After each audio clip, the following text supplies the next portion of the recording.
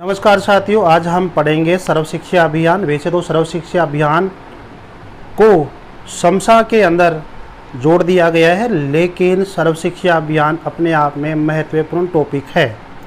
तो ये first grade के एग्ज़ाम के अंदर बहुत महत्वपूर्ण है। तो सर्व शिक्षा अभियान का मतलब होता है, SSA का मतलब होता है सर्व शिक्षा अभियान। कैसे इसकी रूपरेखा तैयार हुई, कैसे ये हमारे सामने हुआ। सर्व शिक्षा अभियान का गठन करने के लिए सभी राज्यों का सम्मेलन हुआ था। सर्व शिक्षा अभियान का गठन करने के लिए सभी राज्यों के शिक्षा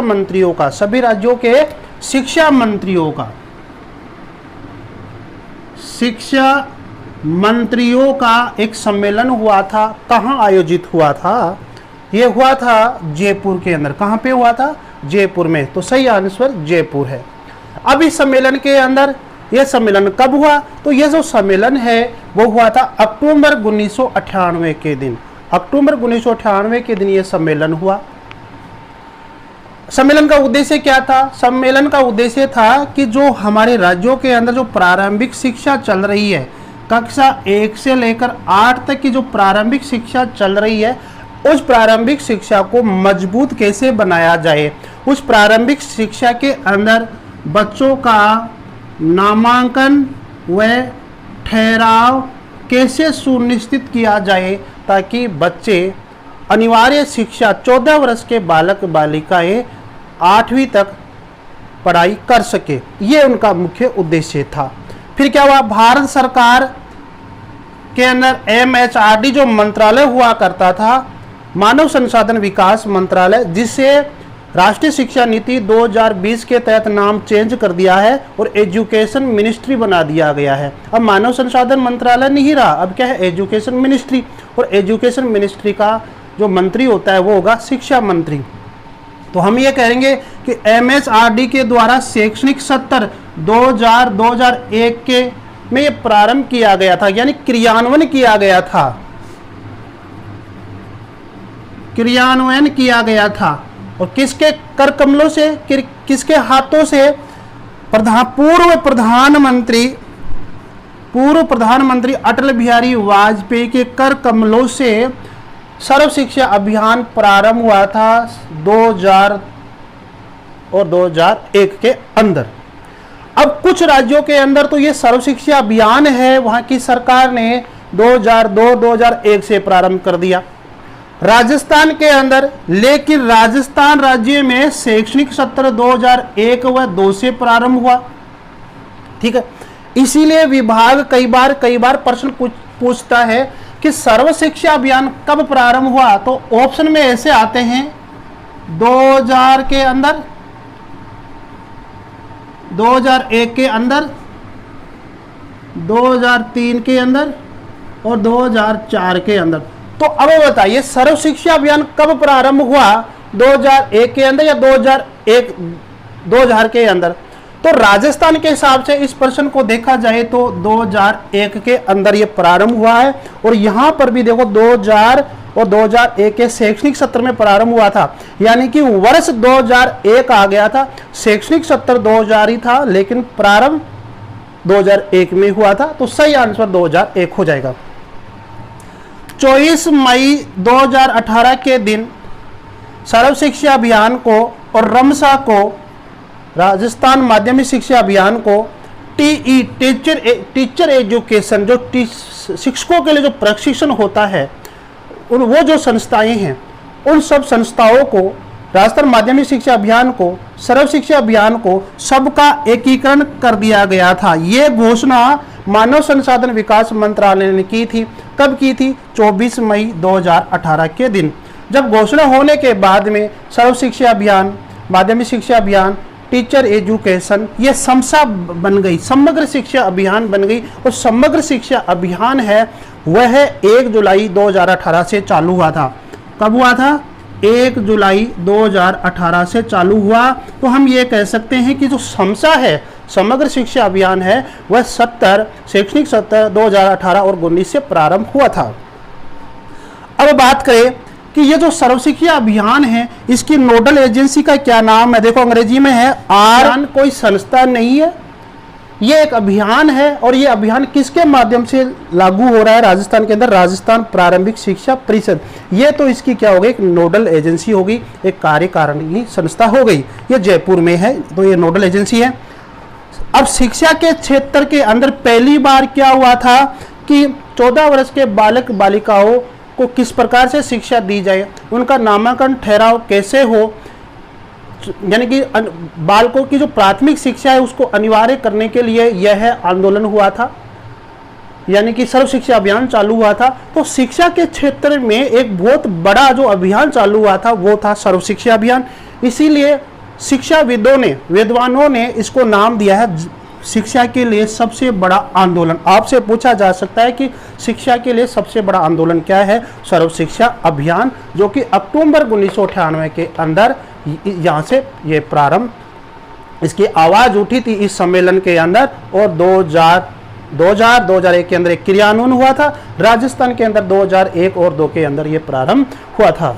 अब देखते हैं कि सर्व शिक्षा अभियान की जो कार्यालय है जी, एक राज्य स्तर के ऊपर जो इसकी जो नोडल एजेंसी होती है वो होती है राजस्थान प्रारंभिक शिक्षा परिषद, जिसको अंग्रेजी में RCEE कहते हैं, यानी Rajasthan council of elementary education. मुखिया आयुक्त होता है, सहयोगी अतिरिक्त आयुक्त होता है, और जिला स्तर पर DPC का जो कार्यालय होता है वो इसकी नोडल एजेंसी होती है। जिला स्तर पर जिला परियोजना समन्वय कार्यालय इसके नोडल एजेंसी होती है सर्व शिक्षा अभियान की। यहाँ पर जो मुखिया होता है वो होता है DO, जिसे अपन DPC कहते हैं। तो काम DPC करता है, जिला परियोजना समन्वयक होता है, लेकिन DO भी होता है, DPC होता है, इसका मुखिया होता है। और ADPC जो होता है, यहाँ अतिरिक्त जिला परियोजना समन्वयक जो होता है, इसको ADPC कहते हैं। ये वास्तविक रूप से सर्व शिक्षा अभियान का मुख्य रूप से क्या है, कार्य करता है। ठीक है, तो ये मुख्य रूप से यहाँ पे क्या कार्य करते हैं, बाकी ये तो बैठे रहते हैं। कार्य करने वाला ADPC होता था। अब ब्लॉक स्तर पर बात करें कि ब्लॉक स्तर पर सर्व शिक्षा अभियान की जो नोडल एजेंसी होती थी वो क्या था, ब्लॉक संदर्भ केंद्र, जिसको अपन CBO कार्यालय के नाम से जानते हैं, वो वाला। तो मुखिया कौन होते थे? CBO, आजकल पहले BO कहते थे, तो BO इसके क्या होते थे, मुखिया होते थे, जिसको अपन BRCF के नाम से भी जानते हैं, यानी कि BO। और इनका जो संदर्भ व्यक्ति होता था RP, ये इनके सहयोगी होते हैं। संकुल स्तर पर देखा जाए तो CRP यानी कि संकुल संदर्भ केंद्र है, इनके जो सहयोगी होते हैं वो होते हैं CRCF, संकुल संदर्भ केंद्र सहयोगी मुखिया होते हैं। तो इस तरह से ये सर्व शिक्षा अभियान की क्या होती थी, एक व्यवस्था होती थी। लेकिन आजकल ये जो सब पद है वो खत्म हो गए हैं, सारे पद हो गए, न ये संस्था है, ठीक है, और न ये BO है, ये सब कुछ, ये संस्थाएं क्या है, खत्म हो गई है, समसा बना दिया गया है। सर्व शिक्षा अभियान के अंदर आपसे पूछा जाए कि राष्ट्रीय स्तर पर इसका अध्यक्ष कौन होते हैं? प्रधानमंत्री, और उपाध्यक्ष मानव संसाधन विकास मंत्री।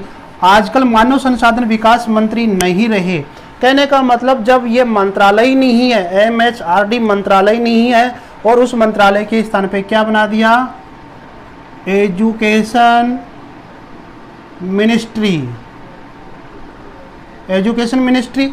और रमेश पोखरियाल पहले इसके शिक्षा मंत्री बने। तो हम तो ऐसे पुराना है, सर्व शिक्षा अभियान पुराना है, अब समाप्त कर दिया गया, तो पुराने हिसाब से आपसे उपाध्यक्ष पूछे तो मानव संसाधन विकास मंत्री। और वर्तमान के हिसाब से कोई भी अगर राष्ट्रीय स्तर पर देखा जाए कि राष्ट्रीय स्तर पर समसा का उपाध्यक्ष कौन है, तो शिक्षा मंत्री होगा, अब मानव विकास मंत्री नहीं होगा। अध्यक्ष, राज्य स्तर पर अध्यक्ष कौन होते हैं? मुख्यमंत्री। कौन होते हैं? मुख्यमंत्री। शिक्षा मंत्री मत कर देना, जबकि शिक्षा मंत्री क्या होते हैं? शिक्षा मंत्री उपाध्यक्ष होते हैं। अब वित्तीय अनुपात देखें, सर्व शिक्षा अभियान जब प्रारंभ किया गया था तो प्रारंभ कौन सी पंचवर्षीय योजना में किया गया था? 9वीं पंचवर्षीय योजना में प्रारंभ किया गया था। उस समय इसके अंदर केंद्र सरकार से 85 रुपये और राज्य सरकार के द्वारा 15 रुपये इसमें अनुदान राशि थी। 10वीं पंचवर्षीय योजना के अंदर 25 कर दिया गया था। ठीक है, 2015 के अंदर जब मोदी की सरकार आती है तो उस समय इसमें मोदी जी, प्रधानमंत्री मोदी जी आए थे तो 60:40 हो गया, और पूर्वोत्तर राज्य के अंदर क्या हो गया? 90:10 है। पूर्वोत्तर राज्यों के अंदर अनुपात 90:10 है। समसा का जो समसा चलाया गया था उसका अनुपात भी 90:10 है। और जो हम सर्व शिक्षा अभियान के ऊपर जो समसा गठित हो गया है उसका अनुपात भी वर्तमान के अंदर कितना है, 60:40 है। आप इसको जरूर याद रखें। पूर्वोत्तर राज्य 7 बहनों का जो क्षेत्र है पूर्व के भारत के पूर्व के अंदर, वो 7 सिस्टर के नाम से जाने जाते हैं। 7 राज्य हैं। 7 राज्य यदि आपके याद नहीं रहते हैं तो आप ये मेरा बनाया हुआ फार्मूला जरूर याद रखें। देखो, नामी में 3 मणि आई। देखो, ना का मतलब क्या हो गया, नागालैंड। मी का मतलब मिजोरम और मे का मतलब होगा मेघालय और 3 का मतलब हो गया त्रिपुरा और मणि का मतलब मणिपुर। और ये जो आ है इसको अपन ऐसे लिख पेंगे, आ प्लस ए बराबर आ। तो इस आ के अंदर 2 आ रहा है। पहला आ का मतलब हो गया असम और पहले ए का मतलब हो गया असम, दूसरा ए का मतलब हो गया अरुणाचल प्रदेश। तो इस तरह से पूर्वोत्तर राज्य जिनको 7 बहनों के नाम से जानते हैं, तो देखिए नाम, ये सूत्र है नामी में 3 मणि आई। तो ये नागालैंड हो गया, मिजोरम हो गया, मेघालय हो गया, त्रिपुरा हो गया, मणिपुर हो गया, असम हो गया, अरुणाचल प्रदेश हो गया। इस तरह से आप याद कर सकते हैं। सर्व शिक्षा अभियान के अंतर्गत चलने वाले कार्यक्रम क्या क्या कार्यक्रम है, यहाँ से भी आरपीसी के अंदर काफ़ी प्रश्न पूछे गए हैं, वो भी मैं बताऊंगा कि कैसे कैसे पूछे गए हैं।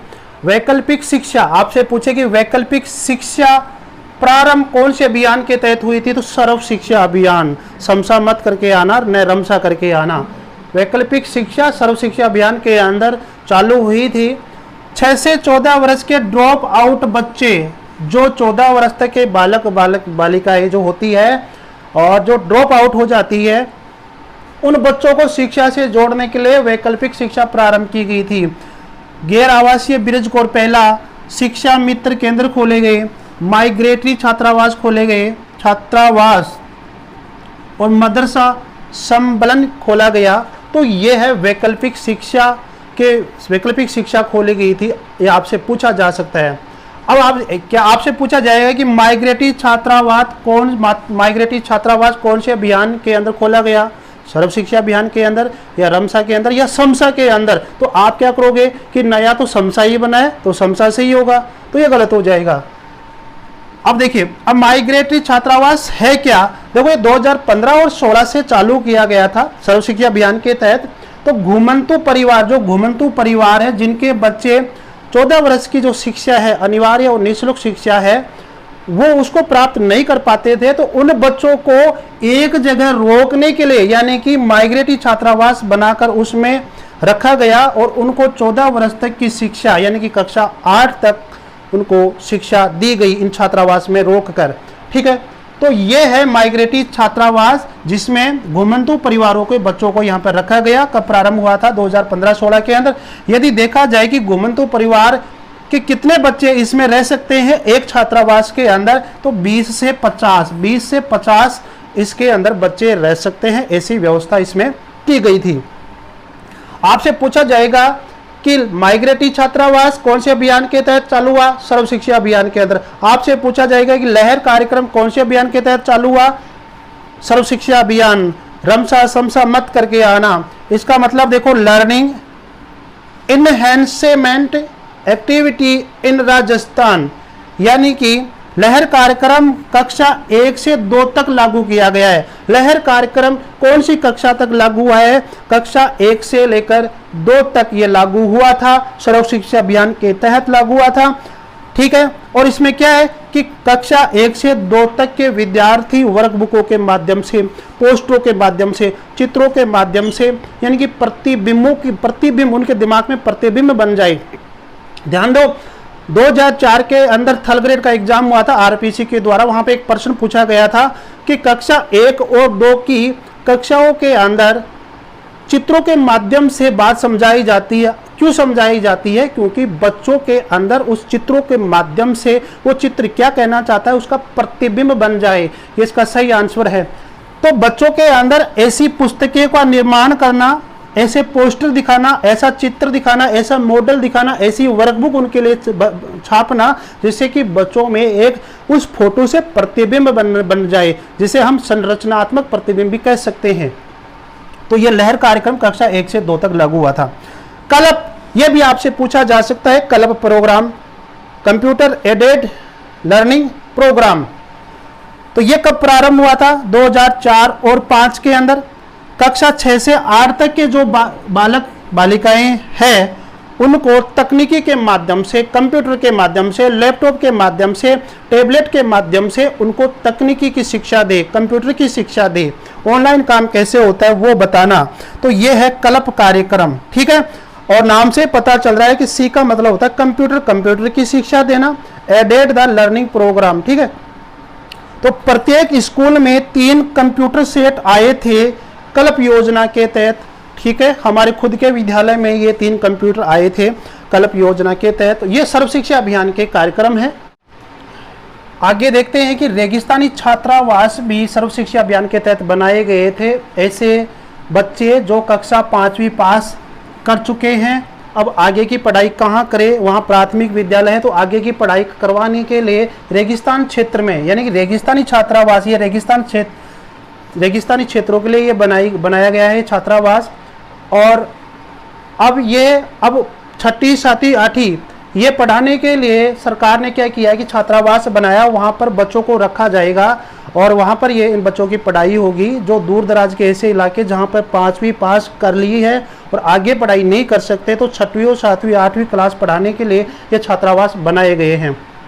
तो और कौन सी कास्ट के लिए? SC और ST, जनरल के लिए ये छात्रावास लागू नहीं है। तो देखो SC ST के विद्यार्थियों के लिए खोला गया था जिसने कक्षा 5वीं पास कर ली है तथा पास में विद्यालय नहीं है। इसका संचालन छात्रावास प्रबंधन समिति करती है, जिसके सदस्य कितने होते हैं? 10। तो छात्रावास प्रबंधन एक समिति होती है, उसमें 10 सदस्य होते हैं, उसका ये रेगिस्तानी छात्रावास का क्या है, प्रबंध करती है। ये कहाँ कहाँ खोले गए? तो बीकानेर की बज्जू गांव है, कोलायत तहसील के अंदर बज्जू गांव, वहां पर बालिकाओं के लिए खोला गया है। जैसलमेर के अंदर देवी कोट जो गांव है सम ब्लॉक के अंदर, वो भी बालिकाओं के लिए खोला गया है। तो बालिकाओं के लिए अब तक ये 2 छात्रावास खोले गए हैं, बज्जू गांव के अंदर, देवी कोट के अंदर। बज्जू गांव बीकानेर में है और देवी कोट जैसलमेर में। जैसलमेर की एक तहसील, एक जगह स्थान है चांदन, जिसको चंदन के नाम से भी जानते हैं, जो जैसलमेर ब्लॉक में ही है। ये बालकों के लिए खोला गया है ये छात्रावास, ठीक है। अब देखें कि ये जो छात्रावास है, जो KGVB जो विद्यालय है, उनका जो मॉडल तृतीय चलता है जहाँ पे छात्रावास रहता है, उस मॉडल के अनुरूप इनका क्या होगा, संचालन होगा।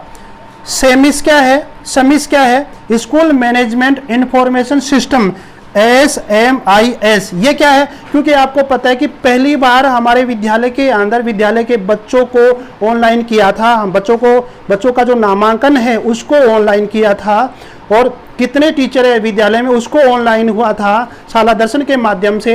आज हमारे विद्यालय के अंदर सभी बच्चे ऑनलाइन हैं और उनकी ऑनलाइन एक ID भी होती है, जिनको अपन यूनिक ID के नाम से उनके ID के नाम से जानते हैं, निक ID के नाम से। तो ये जो कार्यक्रम चलाया गया था कि बच्चों का जो नामांकन है, कितने बच्चे हैं उनको शाला दर्पण पर आप चढ़ाइए, तो वो समिस कार्यक्रम के तहत चढ़ाया गया था और इस कार्यक्रम को शाला दर्शन या शाला दर्पण नाम दिया गया था। TF है, टीचर अप्रेसल फॉर्मेट। ये कार्यक्रम भी जो TF अपन साल में 2 बार भरते हैं, ये भी सर्व शिक्षा अभियान के तहत चलाया गया था। उत्कृष्ट विद्यालय योजना, प्रत्येक ग्राम पंचायत स्तर पर एक उत्कृष्ट विद्यालय होगा। 1 से लेकर 8 तक के जो विद्यालय है उनमें एक उत्कृष्ट विद्यालय होगा। इस प्रकार की योजना, उत्कृष्ट विद्यालय वाली जो योजना है वो सर्व शिक्षा अभियान के तहत चली थी। लेकिन कई विद्यालयों में क्या हुआ कि उत्कृष्ट नाम ही लिखवा दिया गया था। विद्यालय के नाम में उत्कृष्ट शब्द नहीं था, लेकिन प्रधानाध्यापकों ने क्या किया कि उत्कृष्ट विद्यालय लिखा दिया। राजकीय उच्च प्राथमिक विद्यालय, राजकीय उत्कृष्ट उच्च प्राथमिक विद्यालय ऐसे लिखवा दिया। फिर एक बार दोबारा से आदेश आया कि उत्कृष्ट शब्द नहीं आएगा, विद्यालय जरूर उत्कृष्ट रहेगा लेकिन उत्कृष्ट शब्द विद्यालय का नाम नहीं होगा। SIQ का जो कार्यक्रम है वह भी सर्व शिक्षा अभियान के तहत हुआ था। तो SIQ का पूरा अर्थ क्या है, यहाँ से एक बार प्रश्न पूछा गया था फर्स्ट ग्रेड के एग्जाम के अंदर, RPC विभाग के द्वारा प्रश्न पूछा गया था यहाँ से, और प्रश्न क्या था वो कि SIQ का पूरा नाम क्या है। दो ऑप्शन आपके सामने दिया है मैंने, आपको उसमें से बताना है कि state initiative for quality education ये वाला होता है क्या, state initiative of quality education ये वाला होता है क्या। जरा सोचिए SIQ का पूरा अर्थ क्या है, 4 वाला रहेगा ऑफ वाला रहेगा, तो सही आंसर है 4 वाला, state initiative for quality education, ये SIQ का पूरा अर्थ है। SIQ को हम क्या कहते हैं, CCE के नाम से भी जानते हैं। तो CCE का भी पूरा नाम से पूछा जा सकता है आपसे, कंटिन्यूस एंड कॉम्प्रेहेंसिव इवोल्यूशन, यानी कि सतत एवं व्यापक मूल्यांकन, ये आपसे पूछा जा सकता है, ये एग्जाम में कई बार पूछा गया है। बालिका शिक्षा के लिए कई प्रकार की योजनाएं चलाई गई है 2016 और 17 के अंदर, वो भी किसके लिए, SC और ST अल्पसंख्यक समुदाय और शहरी पिछड़ा जो समुदाय है उसके लिए क्या क्या योजनाएं, जैसे कि मीना मंच है, सक्षम योजना है, दृष्टि है, स्वच्छशाला, स्वच्छ बाला और जागृति, इस प्रकार के जो कार्यक्रम है वो सर्व शिक्षा अभियान के तहत चलाए गए हैं। सामुदायिक गतिशीलता ये कार्यक्रम सर्व शिक्षा अभियान के तहत प्रारंभ किया गया था 2017-18 से। SMC के सदस्यों को PO स्तर पर, ग्राम पंचायत के अंदर PO स्तर की जो स्कूल है वहाँ पर उनको प्रशिक्षण दिया जाएगा। शहरी क्षेत्र में जो शहरी नोडल है वहाँ पर प्रशिक्षण दिया जाएगा। कितना, गैर आवासीय रहेगा, 3 दिन का SMC के सदस्यों को प्रशिक्षण दिया जाएगा। यह है सामुदायिक गतिशीलता, यह भी सर्व शिक्षा अभियान के तहत कार्यक्रम चालू हुआ था। आपनी लाडो, राजस्थान में सर्वाधिक विपरीत लिंगानुपात, जहां पर मतलब बच्चों का लिंगानुपात ज़्यादा है, बच्चियों का लिंगानुपात कम है, जो इतना ज़्यादा डिफरेंट है, ऐसे जिलों के अंदर आपनी लाडो योजना संचालित की जा रही है। राजस्थान के 10 जिलों में यह संचालित है सर्व शिक्षा अभियान के तहत। मैं जो जितनी भी ये सर्व शिक्षा अभियान की जो योजनाएं बताई है अभी, ये सभी प्रकार की योजनाएं अब किसके माध्यम से चलेगी, समसा, किसके माध्यम से चलेगी, समसा के माध्यम से चलेगी। योजनाएं खत्म नहीं हुई है, सर्व शिक्षा अभियान खत्म हुआ है, रमसा खत्म हुआ है, TE खत्म हुई है, समसा चालू हो गया, योजना वो की वही है, योजना यथावत वैसे की वैसे ही रहेगी। सर्व शिक्षा अभियान के उद्देश्य क्या है, सर्व शिक्षा अभियान का मुख्य उद्देश्य यही है कि 6 से लेकर 14 वर्ष के आयु वर्ग के जितने भी विद्यार्थी हैं, जितने भी बालक बालिकाएं हैं, उनको कक्षा 8 तक की शिक्षा पूर्ण करवाना, ये इसका मूल उद्देश्य है। फिर भी इसका उद्देश्य देखते हैं कंपटीशन के हिसाब से। 6 से 14 आयु वर्ग के सभी बालकों को 2003 तक विद्यालयों में नामांकित करना। 2001 में जब ये चलाया गया था तो ये उद्देश्य निश्चित किया गया था कि 2003 तक विद्यालयों में नामांकित करना, तथा जो नामांकित है उनको 2007 तक कक्षा 8 की परीक्षा उनसे आयोजित करवाना और उनको पास करना। 6 से 14 वर्ष के बच्चों को 8 वर्ष की विद्यालय शिक्षा 2010 तक उपलब्ध करवाना, यानी कि 2010, जब ये 2001 में चला था तो ये निश्चय किया गया था कि 8 वर्ष की शिक्षा, कक्षा 1 से लेकर 8 तक की जो शिक्षा है वो 2010 तक पूरी करवा लेनी चाहिए। यानी कि आज के बाद में 14 वर्ष के जो बालक बालिकाएं हैं वो शिक्षा से वंचित न रहे, उनको 2010 तक उनकी आयु के अकॉर्डिंग एडमिशन देकर उनको अनिवार्य शिक्षा, 14 वर्ष की अनिवार्य शिक्षा पूरी करवानी है। जीवन के लिए शिक्षा पर बल देते हुए संतोषप्रद गुणवत्तापूर्ण प्रारंभिक शिक्षा पर ध्यान केंद्रित किया गया। लोगों का मानना था अक्टूबर 1998 के अंदर जो एक सम्मेलन हुआ था शिक्षा शास्त्रियों का, शिक्षा मंत्रियों का, तो उसके अंदर ये निश्चय किया गया कि अगर जीवन को चलाने के लिए, जीवन सही तरह से व्यतीत करने के लिए 8वीं क्लास बच्चा उत्तीर्ण होना ही चाहिए, ये इस पर ध्यान केंद्रित किया गया था।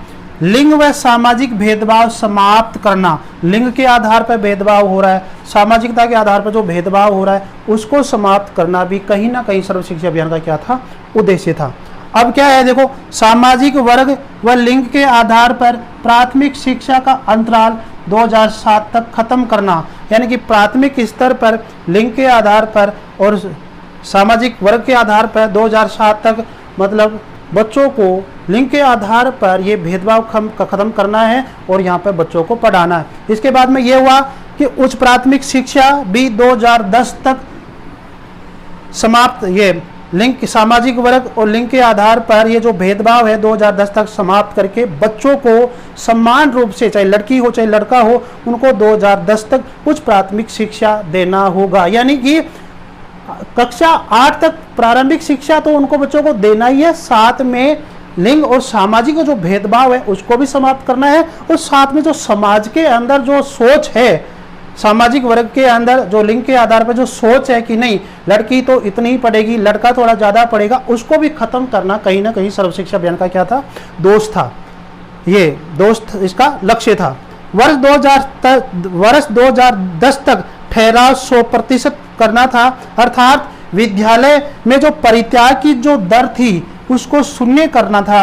विद्यालय में बच्चे नामांकित तो हो गए लेकिन विद्यालय छोड़ देते थे, अनुपस्थित रहते थे, आते नहीं थे, ड्रॉप आउट होते थे, तो उनकी उस दर को कम करना था, अर्थात 2010 तक ठहराव सुनिश्चित करना था। तो ये जितनी भी योजनाएं हैं अब ये समसा के द्वारा चलाई जाएगी। नमस्कार साथियों, धन्यवाद। वीडियो को लाइक शेयर सब्सक्राइब करते रहें।